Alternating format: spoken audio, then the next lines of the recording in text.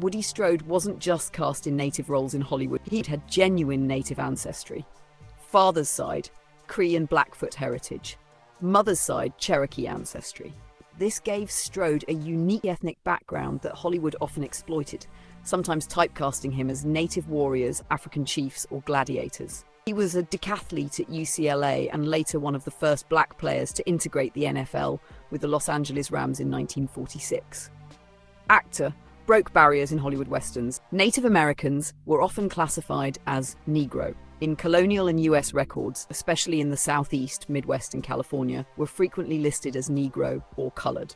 Terms like Indian, Negro, and mulatto were often used interchangeably depending on the census taker, local law, or even prejudice. Example, the Yamasee, Lumbee, Seminoles, and other tribes had members classified as Negro in some records and Indian in others. So being called Negro did not always mean African ancestry, it sometimes meant native. Woody Strode's own parents. Oral history and interviews said his father had Cree and Blackfoot ancestry and his mother had Cherokee ancestry. That could mean they were predominantly native, but still called colored or Negro in official records. Why people say he had African ancestry. Appearance. US society judged race by skin tone and features. Strode was dark-skinned and broad-featured, so he was seen as black. He grew up in Los Angeles in African-American circles, played sports at UCLA with Jackie Robinson, Kenny Washington, etc. Most documents of his era would have listed him as Negro or colored, which historians later reinterpret as African-American. What we know comes mostly from family testimony about Cree, Blackfoot, and Cherokee roots. The fact that he lived in a society that overrode native identity with Negro classification if you had a certain look. What we do know is that his family identified native roots, while society imposed the label Negro, which historians later translated into African American.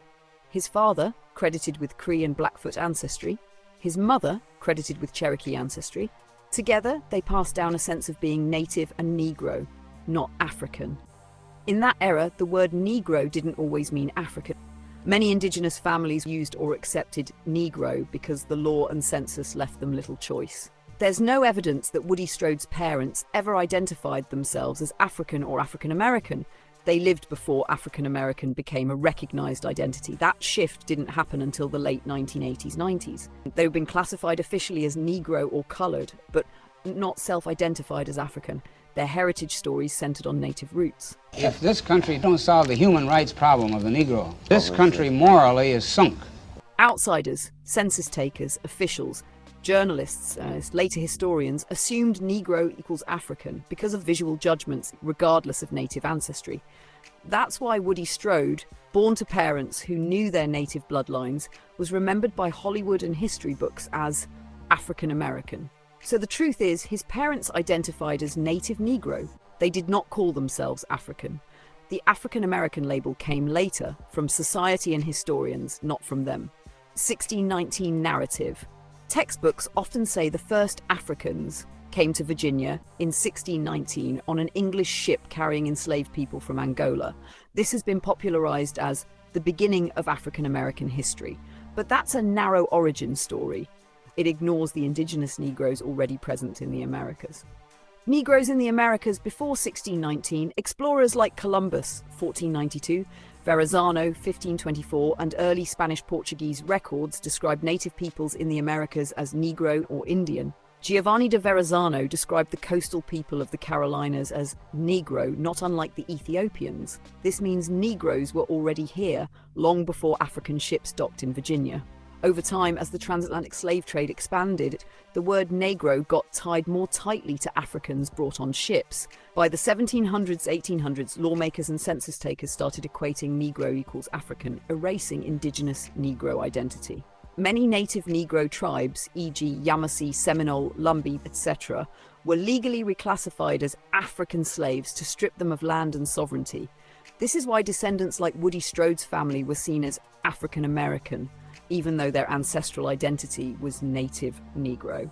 So how were North American Negroes African? Answer: they weren't, at least not originally. The indigenous Negroes of North America were native by blood and heritage, but reclassified as African by law and narrative. The 1619 origin story was a way of flattening all dark-skinned peoples into Africans, which justified slavery and erased the native Negro nations already in America.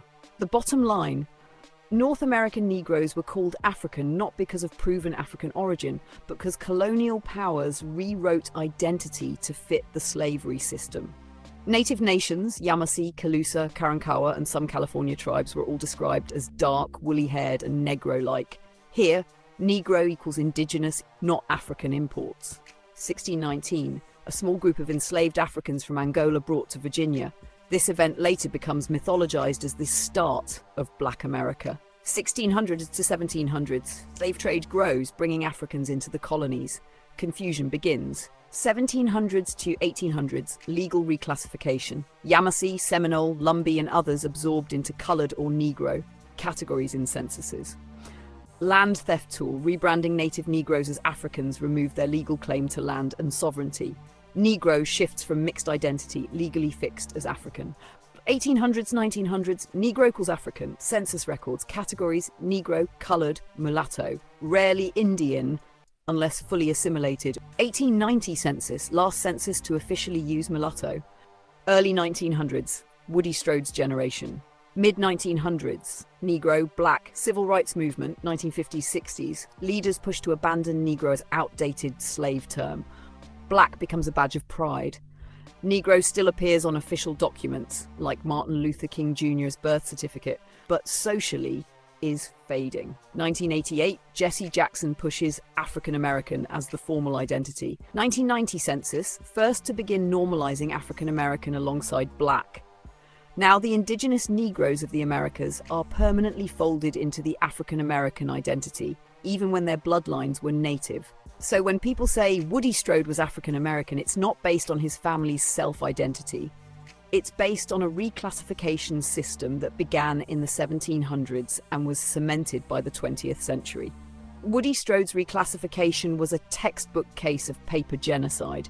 His native heritage was flattened into Negro and then later overwritten as African American. While his family remembered who they were, official records and mainstream history erased half of his story.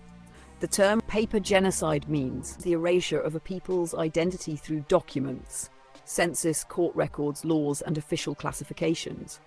Instead of being killed physically, their identity is erased on paper, renamed, reclassified, absorbed into another category. For Native peoples, this often meant being reclassified as Negro, colored, or mulatto so that their tribal identity disappeared in records.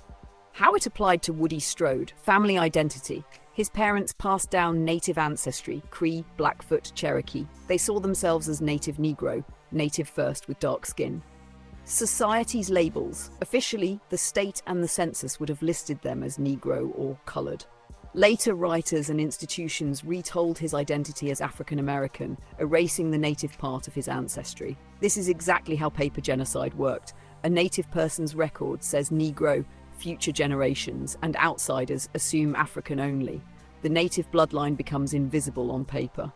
Why this matters: loss of rights, reclassification, stripped families of native land, treaties, and tribal recognition. Loss of memory. Communities like Strode's were prevented from openly preserving native identity because the state had already decided they were Black African. Distorted history. When historians later call Strode an African American actor, they repeat the paper genocide by ignoring the native roots he himself acknowledged. You could absolutely describe Woody Strode's situation, and countless families like his, as a form of paper genocide. Indians couldn't vote. Negroes could vote, but not an Indian. The only way the Narragansetts could participate in elections was by identifying themselves as African American. A Negro is best able to express the hopes and the longings of his people.